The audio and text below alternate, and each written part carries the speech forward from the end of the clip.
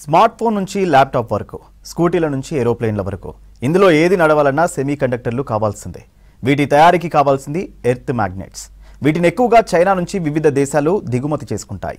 అయితే ఇప్పుడు వీటిపై చైనా ఆంక్షలు విధించడంతో భారత ఎలక్ట్రానిక్ మ్యానుఫ్యాక్చరర్స్కు కష్టాలు వచ్చాయి.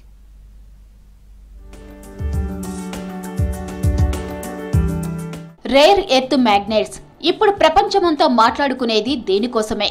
ఎక్కువగా చైనాలో దొరికే ఈ మ్యాగ్నెట్స్ ని ఇతర దేశాలకు ఎగుమతి చేస్తూ ఉంటారు. అయితే ఆయా దేశాల ఎగుమతులపై చైనా ఆంక్షలు విధించడంతో ఇప్పుడు భారత్ ఎలక్ట్రానిక్స్ ఇండస్ట్రీ ఇబ్బందుల్లోకి వెళ్లే అవకాశం ఉందంటున్నారు ఎక్స్పర్ట్స్.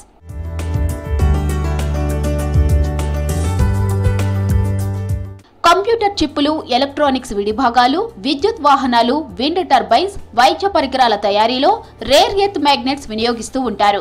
ఇక మదర్ బోర్డ్, సెమీ కండక్టర్లలో విద్యుత్ ప్రవాహాన్ని మెరుగుపరిచే ఎలక్ట్రానిక్ విడిభాగాల తయారీలో గోల్డ్ కాంపౌండ్స్ ను ఎక్కువగా ఉపయోగిస్తారన్నారు Tata vice president Pinaki Haldar. See, this is not a Tata Motors specific problem. It's an industry-wide problem, and all the industry bodies, including SIAM, is actively engaging with the government to find a solution for this.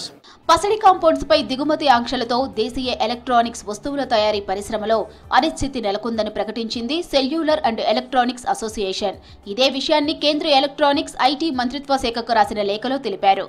Electronics ఫ్యాక్టరీలను ఏర్పాటు చేసేందుకు ఇబ్బందులు తలెత్తుతాయంటున్నారు experts.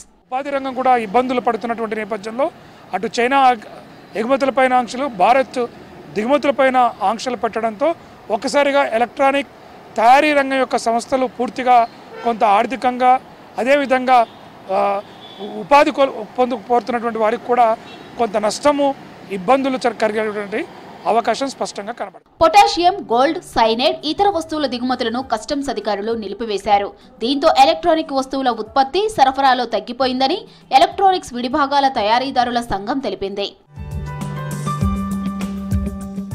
కేంద్ర ప్రభుత్వం దృష్టి పెట్టి చర్యలు తీసుకోకుంటే electronic gadgets నుంచి కార్ల వరకు ధరలు పెరిగే అవకాశం ఉందంటున్నారు ఎక్స్పర్ట్స్.